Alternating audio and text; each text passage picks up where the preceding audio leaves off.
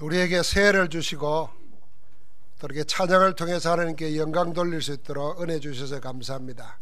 오늘 이 새해 첫 주일날 모든 영광을 하나님께 돌리며 살도록 우리 하나님께 영광의 박수 드립시다. 할렐루야. 성삼위 하나님은 지금도 역사하고 계십니다. 우리가 옛 틀을 깨고 새 틀을 갖추면 하나님이 하시는 역사를 응답으로 누리게 됩니다. 옛 틀은 우리가 가지고 있는 안 되는 조건들입니다. 너무 오래되어서 인식하지도 못합니다. 안 될 수밖에 없는 오래된 것으로는 새로운 역사를 볼 수가 없습니다. 안 되는 조건을 되는 조건으로 바꿔야 합니다.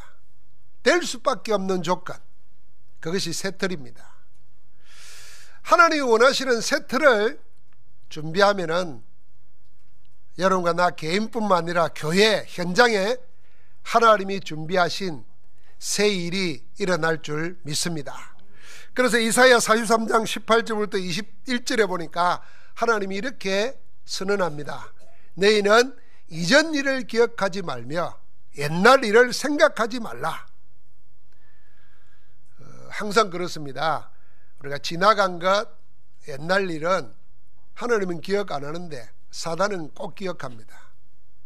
그래서 하나님이 그리스도 안에서 다 용서한 그걸 사단은 절대로 잊어버리지 않고 걸고 넘어집니다. 주님이 이리 말하는 겁니다. 이전 것은 지나갔다. 옛날 일은 기억도 하지 말라 그랬습니다. 왜 그렇습니까? 보라, 내가 새 일을 행하리니 이제 나타낼 것이라. 너희가 그것을 알지 못하겠느냐? 반드시 내가 강야의 길을 사막의 강을 내리니, 내가 강야의 길을 사막의 강들을 내어서 내 백성 내가 택한 자에게 마시게 할 것입니다. 이 백성은 내가 나를 위하여 지었나니 나를 찬송하게 하려 함이니라. 하나님이 우리를 통하여 영광을 받으시려고 사막의 강을 내시고 바다의 길을 내셔서 택한 백성을 하여금 마시게 할 줄 믿습니다. 오늘 우리가 새해 첫 주일을 맞이하면서 하나님이 하실 새 일을 기대하면서 새 틀을 갖추는 은혜 있기를 바랍니다. 제가 일부 예배 드리면서 이런 얘기했어요. 제 목회 한 40년 하는 가운데 잊을 수 없는 분이에요. 좋은 쪽으로 보다도 자꾸 좀 발전하는 쪽으로 기억하는 분인데, 그분 만난 지는 이제 뭐 한 25년이 훨씬 지나서 모르겠습니다만은, 이분은 제 나이 또래인데 여잔데 연세대에 건축학과를 나왔어요. 그 남편은 강남 파락군의 고등학교 교사예요. 그럼 엘리트 집안이잖아요. 그런데 자기 집이 어디냐면 교회에서 빨리 걸으면 3분, 좀 천천히 해도 5분밖에 안 되는 거리에 있어요. 근데 늘 이분은 예배 시간이 15분 뒤에 오는 거예요. 제가 그 교회에서 3년을 있었는데 변함이 없어요. 그런 거는 변해야 됩니다. 변함이 없어요. 근데 그걸 보다가 제가 하루는 예배 시간에 15분 뒤에 오는 걸 나도 모르게 소리를 질렀어요. 집사님, 나가세요. 지금 이렇게 점잖게 이야기했지만 그때는 30대 초반이라 좀 상상이 되죠. 나가라고 그랬어요. 그러면서 그냥 나가라고 한 게 아니고 예를 들었어요. 만약에 서울시장이 집사님 만나자고 불렀으면 15분 뒤에 갔겠냐? 여러분 어때요? 그런 사람 얘기 아무도 없을 겁니다. 하루 전에 고대하고 파마하고, 고대 파마 다른 건가 모르겠는데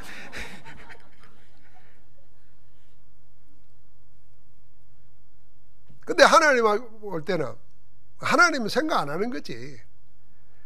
늘 15분 늦어요. 이분이 얼마나 무섭겠어요. 나가더라고요. 다행히 이분이 믿음이 있어. 나가는데 나가지 않고 저렇게 유아실로 들어가더라고요. 그리고 저는 이제 개척하러 내려왔는데 한 2년 뒤인가 올라가서 만날 기회가 있었어요. 만나서 물었어요. 집사람 이제는 예배 시간 잘 지킵니까? 그러니까 웃으면서 그럽디다. 목사님 5분 빨라졌습니다. 예배 시간 5분 앞당기는데 3년 걸려. 3년. 여러분 솔직히 제대로 은혜 생활 되겠습니까? 여러분 세트를 맞추는 걸 너무 거창한 걸 생각하지 말고 작은 것부터 한번 생각해 보시기 바랍니다. 분명히 예틀을 깨버리고 세트를 갖추면은 하나님은 새 일을 행하신다 그랬습니다. 그래서 새해는 하나님이 행하시는 새 일을 많이 체험하고 누리기를 주의 이름으로 축복합니다. 하나님께서 오늘 말씀을 통해서 우리에게 세 가지 새 틀에 대해서 말씀하고 계십니다. 오늘 첫 번째는 20절부터 24절입니다. 주님께서 예루살렘으로 올라가시는 길에서 제자들에게 말씀하셨습니다. 잡히고 죽임을 당하고 제3일에 살아날 것을 예고했습니다. 이게 주님이 하신 세 번째 예고입니다. 주님은 당하실 고난과 죽음 그리고 부활에 대하여 신중하고 심각하게 말씀하고 계십니다. 그런데 제자들은 주님과는 전혀 다른 관심을 가지고 있습니다. 제자들과 주변의 반응은 너무나 엉뚱합니다. 그뿐만 아니라 너무나 터무니없는 요구를 계속합니다. 세베다의 두 아들의 어머니가 나옵니다. 이 세베대의 아들들은 야고보와 요한입니다. 그 어머니 이름은 살로메입니다. 이 어머니가 두 아들을 데리고 와서 예수님께 요구합니다. 이 두 아들을 주의 나라에서 하나는 주의 우편에 하나는 주의 좌편에 앉게 해달라고 명하소서, 이렇게 요구합니다. 좀 어이가 없지 않습니까? 주님은 지금 잡히시고 고난당하고 죽을 것을 예고하고 계시는데 주변의 제자들과 사람들은 자리 다툼하고 있습니다. 치맛바람도 이 정도 되면은 좀 심합니다. 주님은 죽음을 예고하시는데 이 여자는 자리를 탐하고 있습니다. 그럼 다른 제자들은 어떤가? 다르지 않습니다. 이 소리를 들은 다른 제자들이 선수를 친 두 형제에게 화를 냈다고 그랬습니다. 똑같았다는 거죠. 다른 제자들의 관심도 여전히 복음보다는 자리에, 자기 이익에 있었습니다. 주님보다는 자기 자리, 복음의 유익보다는 자기 이익을 쫓는 것이 우리가 깨트려 버려야 될 예틀입니다. 그 틀린 요구에 대하여 주님께서 말씀하셨습니다. 무엇을 원하느냐 하시고는 너희는 너희가 구하는 것을 알지 못하는도다. 그렇습니다. 우리는 우리가 뭘 구하는지도 모르고 막 열심으로 구합니다. 불신자 시절이었던, 영적으로 하나님 없이 고아였던 시절에 구했던 그것을 하나님의 자녀되고 난 뒤에도 여전히 그대로 구하고 있습니다. 그래서 주님이 이어서 말씀하십니다. 내가 마시려는 잔을 너희가 마실 수 있느냐? 이 잔은 십자가의 고난과 죽음을 뜻하는 것입니다. 그런데 그게 뭔지도 모르고 할 수 있습니다, 그렇게 답합니다. 나중에 제자들은 아무도 그 잔을 못 마셨습니다. 예수님이 체포될 때 다 뿔뿔이 부인하고 도망쳤습니다. 마가다락방에 성령이 임하고 난 이후에 그들은 주님의 잔을 마실 수 있었습니다. 그들에게 주님은 하나님 나라에 대해서 말씀하십니다. 너희들이 내 잔을 마실지라도 내 좌우편에 앉는 것은 내가 주는 것이 아니라 내 아버지께서 예비하신 그 사람에게 주시는 아버지 하나님의 권한이다.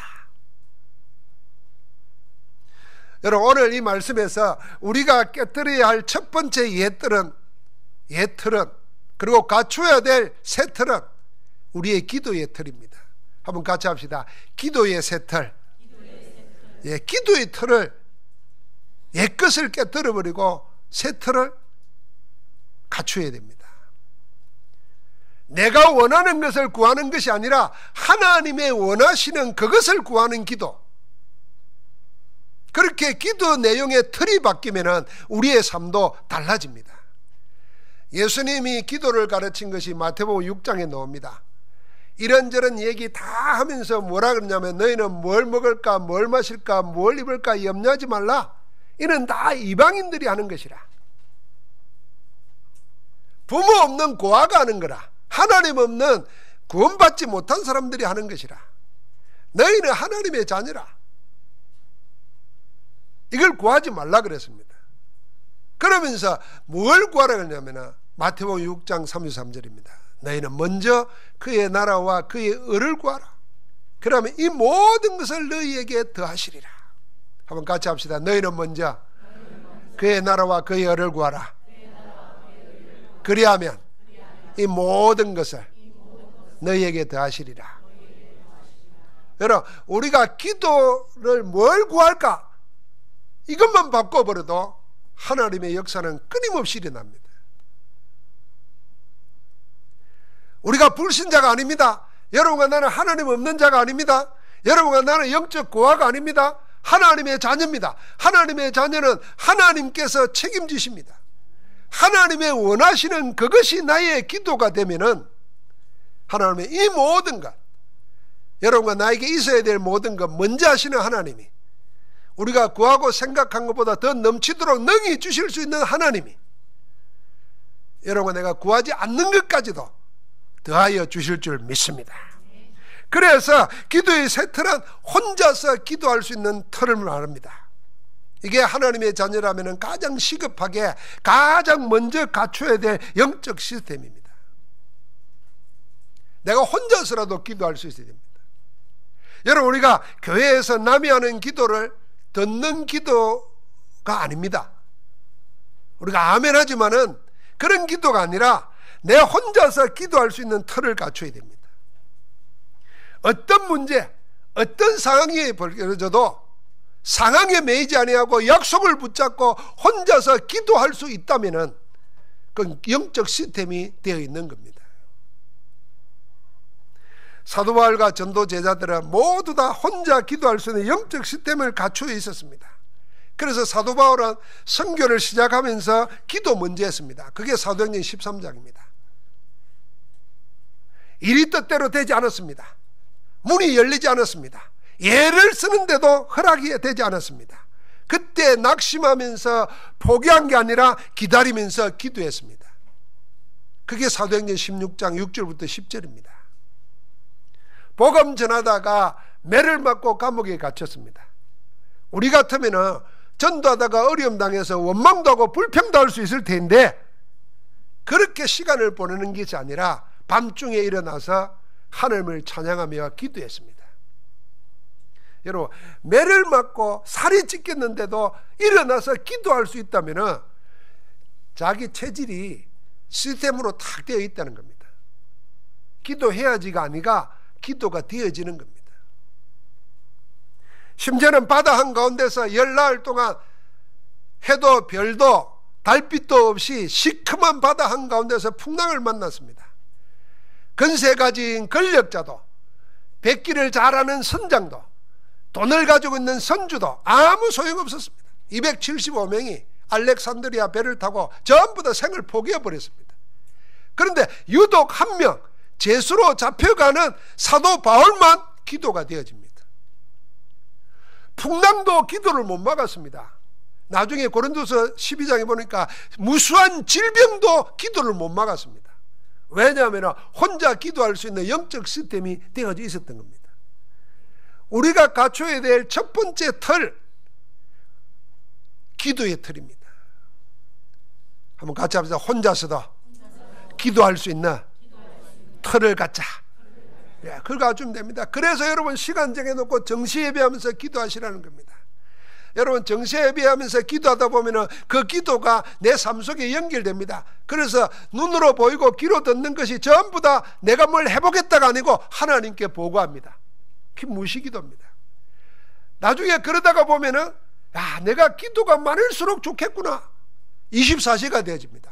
행복합니다. 기도 속에서 인생을 살아갑니다. 그런데 마태복음 6장 33절이 성취됩니다.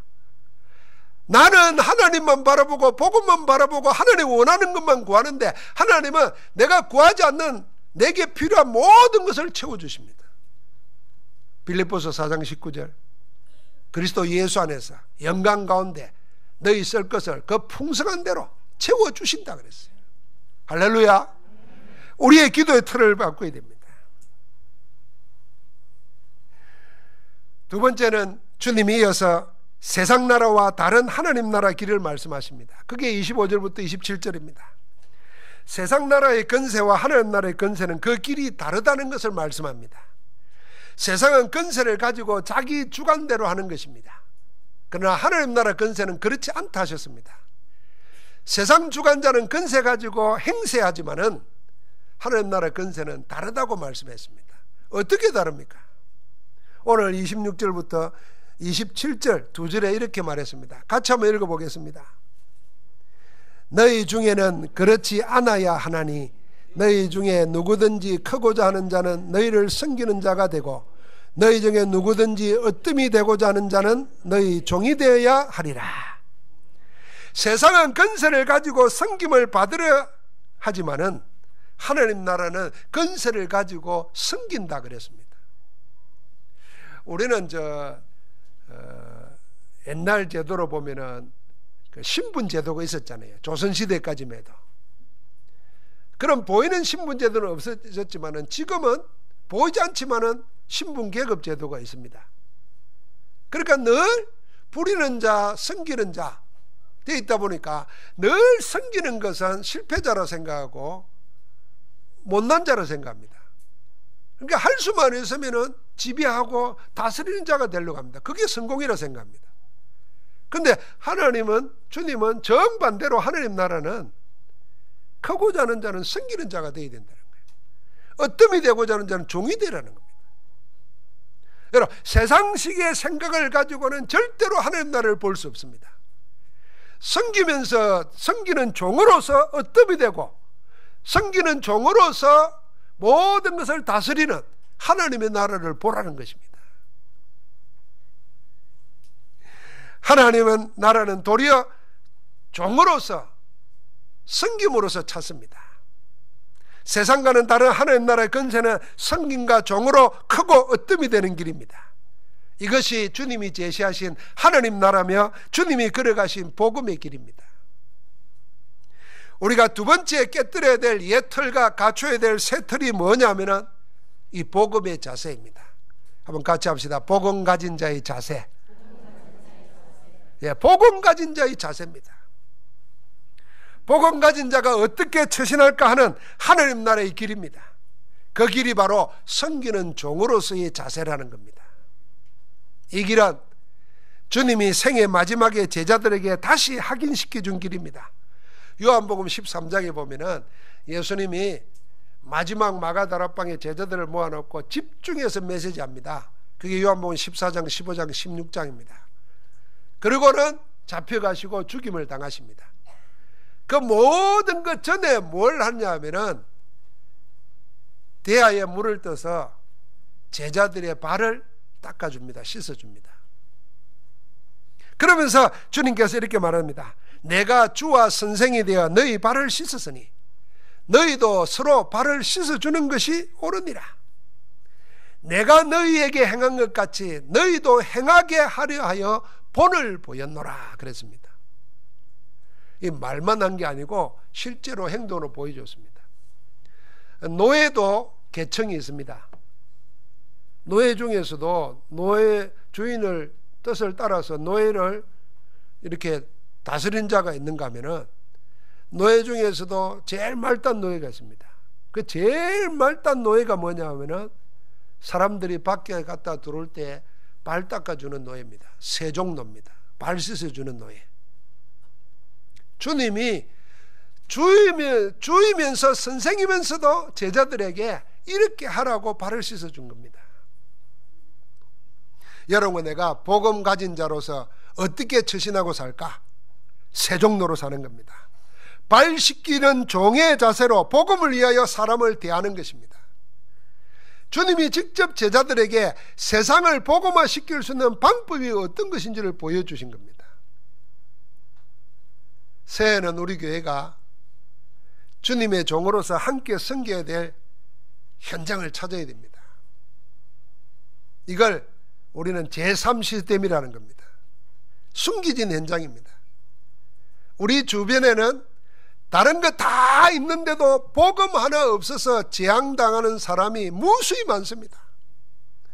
우리가 보지 못하는 가운데 전부 재앙지대로 바뀌고 있습니다. 여러분, 우리가 새가족들, 렘넌트들, 연약한 분들 자꾸 전화도 하고 문자도 보내고 신방도 하고 자꾸 찾아가줘야 됩니다. 왜냐하면은 그들이 예배 놓치고 있고 기도 놓치고 있는 동안에 영적 상태는 어떻게 되어 있을지 생각이 됩니다. 황금어장이 사각지대로 바뀝니다. 사각지대가 재앙지대로 바뀝니다. 재앙지대로 바뀌기 전에 우리가 그들을 섬기는 종으로 발휘해줘야 됩니다. 지금 다 누가 그러고 있느냐? 7 현장에 복지 대상자들이, 한국에 들어와 있는 다민족들이, 자유를 찾아서 생명을 걸고 넘어온 탈북민들이, 난민들이 전부 다 그런 대상들입니다. 청소년, 어른들이 이렇게 생각합니다. 이렇게 살기 좋은 세상에 왜 청소년들이 범죄를 하나? 그렇게 생각할 겁니다. 그런데 청소년들은 어렵습니다. 범죄에 빠진 청소년들, 각종 중독자들, 이런 사람과 정반대로 성공했는데도 영적 답이 없어가지고 영적 문제로 시달리고 있는 사람들, 여러분 수도 없이 많습니다. 우리가 다 찾아내고 섬겨야 될 숨은 현장인 줄 믿습니다. 그래서 복음 가진 자는 뭐냐면 주장하거나 내 뜻을 요구하는 것이 아니고 복음을 위해서, 하늘의 나라를 위해서 내가 섬기는 것입니다. 그게 교회고 그게 주님이 세우시는 성전된 우리 자신들이어야 합니다. 우리 주님 예수님께서 보여주신 하늘의 나라의 길입니다. 세상을 치유하고 살리는 복음의 길입니다. 여기에 오직 유일성 재창조의 응답이 따라오게 되어 있습니다. 여러분과 나는 주장하거나 지배하고 다스리는 것보다는 복음 가진 자로서 모든 것 다 가지고 있으니까 여유 있게 기다려주고 남을 섬겨야 됩니다. 내가 어떻게 섬길 건가 찾아야 돼요. 여러분, 새해가 되면 직분을 임명을 하고 또 직책을 줍니다.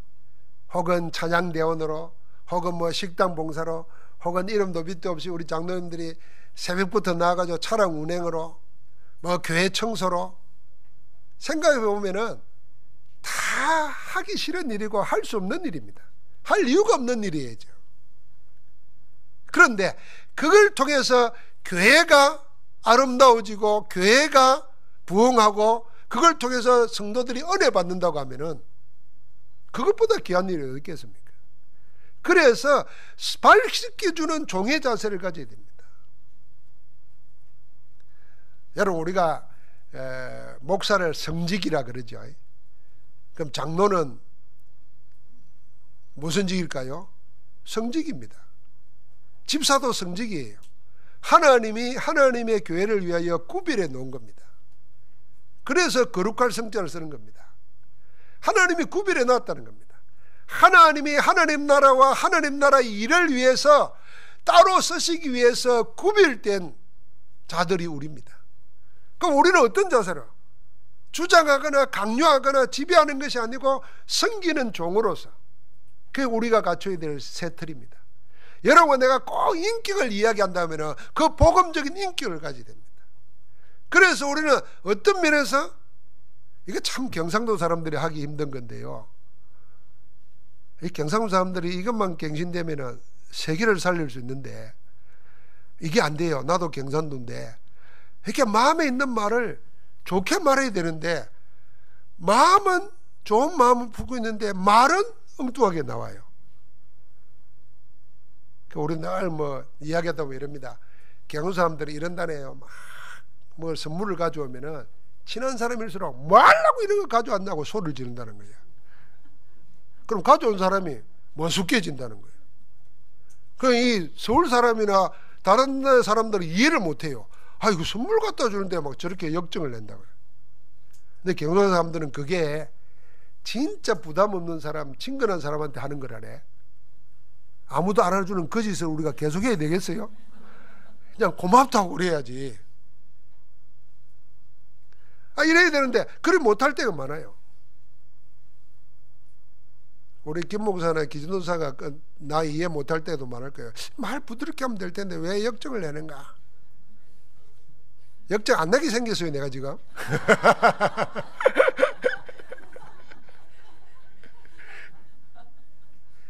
그러니까 우리가 섬기는 자세로 말투만 바꾸고 우리 움직임만 바뀌어도 많은 문이 열릴 수 있습니다. 교회가 교회에서만큼 서로 위해 주는 게 있어야 되잖아요. 어디에서 위해 주겠습니까? 교회에서만큼은 서로 위해 줘야 돼요. 여러분, 교회에서만큼은 그 사람의 신분, 그 사람의 재산, 그 사람의 심지어는 인격까지도 참고를 하지 마세요. 그냥 하나님의 자녀다 이렇게 생각하면 돼요.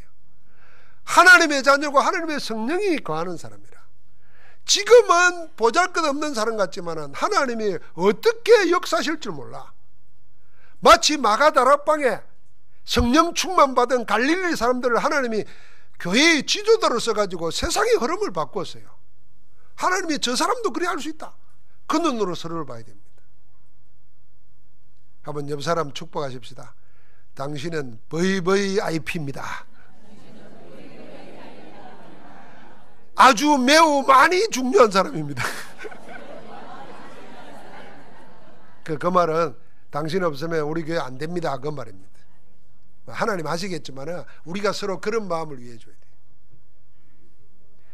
돼요. 우리가 복음의 자세 잘 생각이 됩니다. 많은 문들은 우리가 복음의 자세만 갖추기만 해도 열리는 겁니다. 주님이 마지막 하나님 나라의 주인이시면서 예수 그리스도께서 걸어가신 하나님 나라의 길을 보여줍니다. 그게 28절입니다. 인자가 온 것은 섬김을 받으려 함이 아니요 도리어 섬기려 하고 자기 목숨을 많은 사람의 대속물로 주려 함이니라. 우리 주님이신 예수 그리스도의 이유가 하나 있습니다. 생의 이유, 사역의 이유, 모든 이유, 이거 하나 때문입니다. 주님은 섬김을 받으러 온 게 아니라 섬기러 왔다 했습니다. 어떻게 섬겼습니까? 자기 목숨을 여러분과 나 많은 사람을 위한 대속물로 내어주심으로 섬겼습니다. 여러분, 대속물을 이해해야 됩니다. 대속물을 영어로 말하면 랜섬입니다. 이거 말하면 속전이에요. 어떻게 썼냐면은 노예를 해방시키거나 포로를 석방할 때 돈을 지불하는 몸값입니다. 그러니까 우리가 뭐 납치해 가면은 얘 풀어줄 테니까 뭐 매덕을 가져와라 그러잖아요. 그 아이를 찾기 위해서 치르는 몸값, 그게 대속물입니다. 주님은 우리의 몸값을 치르기 위해서 오셨다 그랬습니다. 우리 죄를 속죄하기 위해서 우리의 몸값으로 대신하여 십자가에 죽으신 겁니다. 그래야 여러분과 나는 죄와 저주, 사탄과 지옥에서 해방받고 자유를 얻었습니다. 구원받은 것입니다. 우리가 죽어야 될 그 자리에 주님이 우리 대신 죽으셔서 몸값을 치른 겁니다. 우리의 몸값을. 그래서 주님은 우리 몸값입니다. 그것 때문에 오셨다 그랬습니다. 여러분과 나는 성경대로 우리의 본질을 찾아보면 이렇습니다.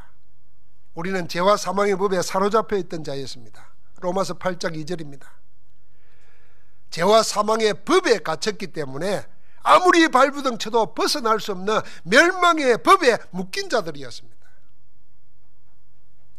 우리는 하나님을 떠나 죽은 영으로 마귀의 종된 자였습니다. 요한복음 8장 44절. 영이 죽은 채로 살아가는 인생을 보고 성경에는 뭐라 그랬냐면 사람이라 그러지 않고 육체라 그랬습니다. 육체라는 말은 하나님 떠나서 영이 죽었고 몸만 살아있는 겁니다. 그러니까 성경에 뭐라 그랬습니까? 그래서 사람들이 만들어 놓은 오래된 전통, 간섭, 습관, 여기에 매여 세상 풍조를 따라 살고 육체의 욕심을 따라 육체와 마음이 원하는 것을 하면서 살아왔습니다. 전부 좋은 것이라고 해서 열심히 했지만은 그게 성경에는 뭐라 그랬냐면 에베소서 2장 1절부터 3절을 보니까 본질상 하나님의 진노를 받을 수밖에 없는 거라 그랬습니다. 내가 열심히 한 거, 내가 옳다고 해서 좋게 했던 그게 하나님 떠나서 육체로 살면서 했기 때문에 전부 다 뭐야? 진노받을 것만 했다는 겁니다. 죄의 열매였습니다. 우리는 전부 다 사단이 파놓은 함정, 털, 올무에 묶여 살아왔고 그렇게 살고 있습니다. 하나님을 떠나 영이 죽은 육체가 된 인생 12가지 문제가 바로 그겁니다. 그래서 원죄 아래 갇힌 인생의 본 모습입니다. 그 어느 누구도, 그 어떤 사람도 우리 인생을 여기서 해방시키지 못합니다. 그런 사람이 만들어 놓은 것은 그 무엇이라도 사탄의 함정, 털, 올무에서 우리를 빼내지 못합니다. 사람이 만들어 놓은 종교, 도덕, 규범, 열심, 그 어떤 것도 원죄의 무거운 짐에서, 죄와 사망의 법에서, 사단에게 사로잡힌 그 자리에서, 지옥의 배경에서 우리를 자유롭게 하지 못합니다. 오직 하나님만이 우리를 사랑하신 그 끝없는 은혜와 사랑으로 우리를 구원하실 수 있습니다. 그래서 우리를 구원하기 위해서 몸값으로 그리스도를 보내주시고, 그리스도는 그걸 알고 하나님께 당신의 몸을 드리신 겁니다. 로마서 5장 8절에 그랬습니다. 우리가 아직 죄인 되었을 때에 그리스도께서 우리를 대신하여 죽으심으로 하나님이 우리에게 대한 자기의 사랑을 확증해 주셨다 그랬습니다. 우리는 절대로 알 수 없는데 그리스도께서 대신하심으로 하나님의 사랑이 우리에게 나타난 겁니다. 우리를 구원하시기 위해서 약속하신 메시아 그리스도를 보내주셨습니다. 그분이 오셨어요. 그분이 오셔서 우리를 죄와 저주에서 해방시켰습니다. 그가 예수님이십니다. 자기 목숨을 많은 사람의 대속물로 주려 함이니라.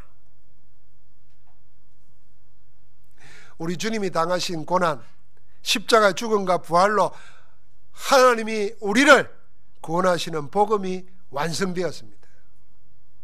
그래서 예수는 완성된 복음 그 자체입니다. 더 이상의 복음은 없습니다. 여러분과 내 인생에 더 이상의 기쁜 소식은 없습니다.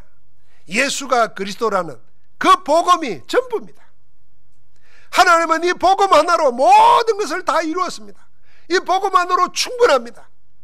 예수 그리스도의 복음은 유일한 복음이고 완전한 복음이고 영원한 복음인 줄 믿습니다. 그래서 우리가 세 번째 깨뜨려야 될 옛틀과 새로 갖춰야 될 새 틀이 있다고 하면은 이겁니다. 오직 복음과 복음의 능력을 믿는 것입니다. 한번 같이 합시다. 오직 복음의 능력을 믿는 것이다. 이게 우리가 갖춰야 될 새 틀입니다. 제일 먼저 깨뜨리고 갖춰야 될 새 틀은 기도의 틀입니다. 혼자서도 기도할 수 있는 영적 시스템. 이거는요, 우리가 어느 정도 했냐면요, 집중해서 반드시 내 것으로 만들어야 됩니다. 이미 우리는 구원받았고 복음 가지기 때문에 그러면 됩니다. 두 번째는 복음 가진 자로서 어떻게 사람을 대할까, 처신할까, 그 생각만 가지고 갱신만 해도 많은 문이 열립니다. 그 모든 배후에 가져야 될 게 하나 있다고 하면 뭐냐 하면 다른 것 바라보는 게 아니고 오직 복음의 능력, 그걸 바라보는 것입니다. 복음 아닌 다른 것을 의지하던 옛 틀을 깨뜨려버리고 오직 복음만을 바라보는 새 틀을 갖추는 것, 그 하나님이 여러분과 나에게 원하시는 겁니다. 여러분, 우리는 너무 틀린 것, 다른 것, 엉뚱한 것, 오래된 것, 그걸 바라보거든요. 그걸 의지합니다. 하나님은 복음만으로 여러분과 나의 과거, 현재, 미래까지도 다 끝내놨는데 하나님이 마련해 놓은 그 복음, 그 틀을 안 붙잡고 다른 걸 자꾸 바라보면서 염려하고 근심하고 두려워합니다.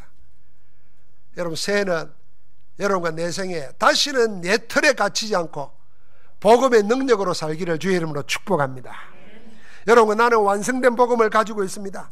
그게 갈보리산, 감람산, 마가다락방의 언약입니다. 그리스도와 하나님 나라와 오직 성령, 이게 완성된 복음입니다. 하나님은 이 완성된 복음을 초대교회 전도 제자들을 통해서 온 세상에 실현시켰습니다. 마게도나와 로마 복음화가 완성된 복음의 실현이었습니다. 하나님께서는 지금도 전도 제도를 통해서 완성된 복음을 실현시키고 계십니다. 우리 시대에 여러분과 내 개인의 복음화, 가정의 복음화, 현장의 복음화, 교회의 복음화, 세계 복음화, 하나님은 세틀 갖추는 자를 통해서 그 복음을 실현시키고 계시는 줄 믿습니다. 지금도 여러분과 내가 이 완성된 복음을 실현시키는 하나님의 시간표 속에 우리 인생이 있는 겁니다. 그래서 올해 우리 교회가 응답으로 받을 표가 마태복음 16장 18절입니다. 같이 한번 해볼까요? 내가 이 반석 위에 내 교회를 세우리라. 원어대로 보면은 내가 이 반석 위에 내 교회를 내가 세우리라 그랬습니다. 저는 이 말씀을 묵상하면서 2019년도에 내 교회, 주님이 세우는 내 교회를 세 가지로 응답받았습니다. 그 첫 번째가 뭐냐면은 주님께서 세우시는 교회, 우리 한 사람 한 사람이 우리 교회 복음 공동체에 속해 있는 모든 성도들 전부가 주님이 친히 세우시는 그리스도의 몸된 교회로 세워지는 교회인 줄 믿습니다. 여러분과 내가 교회라. 누가 세우나? 주님이 세우시는 겁니다. 주님의 몸으로. 그래서 우리가 말씀 따라 기도 따라 가면은 여러분과 내가 어느 날 2020년을 맞이할 때는 우리 교회 30주년을 맞이하는 해가 되면은 달라져 있고 변해져 있고 성장해 있는 것을 볼 수 있을 겁니다. 왜요? 주님이 내가 이 반석 위에 예수가 그리스도라는 복음과 복음의 능력 하나에 내 생을 걸고 살면은 주님이 그 위에 주님의 교회를 세워주실 줄 믿습니다. 그게 우리 되어야 됩니다. 흔들릴 이유가 없는 거예요. 두 번째, 주님이 세우시는 내 교회는 어떤 교회인가? 그리스도의 몸된 교회 안에서 우리가 함께 세우는 교회입니다. 같이 합시다. 우리가 함께 세우는 교회. 여러분, 교회 안에 교회가 많이 세워져야 됩니다. 우리 교회 안에 여러분, 예를 들면 다민족 교회가 세워져야 됩니다. 지금 우리 교회 안에 베트남, 필리핀, 캄보디아 뭐 이런 나라들에 와 있는 분들이 집사로 임명받고 또 렘넌트들이 우리 유초등부 뭐 이런 데서 와서 훈련받고 복음으로 성장하고 있습니다. 그러면은 이분들의 교회가 우리 안에 있어야 돼요. 우리 교회 안에 다민족 교회가 세워져야 됩니다. 오늘도 필리핀이 거의 천주교 국가 아닙니까? 근데 우리 개신교회를 다니던 분이 오셨어요. 우리 권사님 모시고 왔는데 당장 제가 영어로 못 하잖아요. 그렇게 통역을 하든지 할 수 없어서 번역이라도 해서 원고도 줍니다. 근데 정말 이분들만 모여가지고 우리 교회 안에 이분들만 모여서 할 수 있는 교회가 있어야 되는 거예요. 자, 그런 교회들, 그걸 우리가 세워야 됩니다. 렘넌트들이 자기들이 사이하고 자기들이 기도하고 예배할 수 있는 교회야. 병든 자들이 치유받는 교회야. 서밋 교회, 이런 교회들이 많이 세워져야 됩니다. 이거 우리가 함께 세워야 됩니다. 두 번째로는 여러분과 내가 함께 세우는 교회가 주님이 세우는 주님의 교회입니다. 그게 어떤 겁니까? 우리가 세우는 성전입니다. 지역의 하간 문화를 꺾는 성전, 세상을 치유하는 성전, 후대를 살리는 성전, 237개국을 살리는 세계 선교센터로서의 성전, 우리가 함께 지어야 됩니다. 그래서 올해는 우리가 성전을 짓기 위한, 새 성전을 위한 기반을 다지는 해가 되도록 해야 됩니다. 그래서 올해 우리가 원단 기도할 때 그랬습니다. 다른 헌금은 모르지만은 다른 헌금은 자기 믿음대로 하나님 주신 은혜대로 하는 겁니다. 예를 들면 감사헌금 이런 거는 자기 주신 은혜만큼 하는 겁니다. 그러나 우리가 하나님 앞에서 중직자로서 성도로서 해야 될 4대 업무 헌금이 있습니다. 그게 11조와 선교 헌금과 그 다음에 렘넌트 헌금과 건축 헌금입니다. 그 가운데 우리가 두 가지는 기도하면서 하나님 앞에 결신하고 결단하고 작정하고 시작하자. 그래서 건축 헌금과 선교 헌금, 이 두 가지는 여러 믿음으로 결단을 하시기 바랍니다. 그래서 작정서를 준비해서 드릴 겁니다. 저는 이번 한 주가 계속 기도하면서 내가 매월 건축원금을 얼마 해야 되겠다. 저는 작년부터 매월 건축원금을 하려고 작정을 해가지고 매주 10만 원씩 자동이체로 빠져나가도록 해놨습니다. 나는 작정했어요. 왜냐하면 저는 작정하고 나서 하나님이 채워주시는 응답을 너무나 많이 받기 때문에 내가 이 축복을 같이 나누기를 원합니다. 그래서 제가 감사헌금 이야기도 했고 여러 가지 이야기를 한 거 있지 않습니까? 제가 어느 날 앉아가지고 주일날 와서 이제 감사헌금을 쓰는데 내가 그때 무슨 차가 부딪혀 사고가 났는데 뭐 안 다치고 이래서 감사하다 이런 생각을 하고 썼어요. 근데 가만히 생각해 보니까 내가 참 바보구나. 사고 안 일어난 게 더 감사한 일이지. 사고 나가지고 안 다친 게 감사하면은 맨날 사고 나야 되는 거 아닌가 말이야. 그래서 내가 이건 아니다. 그래서 감사헌금의 제목을 없애버렸어요. 매주 감사하자. 그게 쉬운 일이 아니었어요. 그런데 하나님이 내가 작정해 놓은 거기에 다 채워주시는 것을 체험했어요. 그런 감정은 여러분도 많이 있을 겁니다. 그래서 올해는 두 가지 헌금은 여러분 기도하는 가운데 작정하시기 바랍니다. 수지에도 그렇게 하시기 바랍니다. 그래서 하나님이 우리 교회 안에 많은 교회가 세워지고 더 말하면 현장 속에 여러분이 하는 교회가 있어야 됩니다. 그게 지교회고 다락방입니다. 여러분이 교회, 현장 교회를 해야 됩니다. 세 번째는 주님이 친히 세우는 내 교회는 어떤 교회인가? 예수 그리스도의 능력으로, 복음의 능력으로 내가 세우는 교회입니다. 이게 조금 전에 말한 것처럼 여러분과 내가 하나님 앞에 헌신을 결단하고 하나님의 주시는 응답을 가지고 교회를 내가 세우는 겁니다. 그러면 하나님께서 여러분과 나에게 완성된 복음을 실현시키는 응답을 주실 줄 믿습니다. 이번에 내가 세우는 교회 이 말은 여러분 다 그렇게 액수가 중요한 거 아닙니다. 그렇게 믿음의 결단을 하고 시작하시기 바랍니다.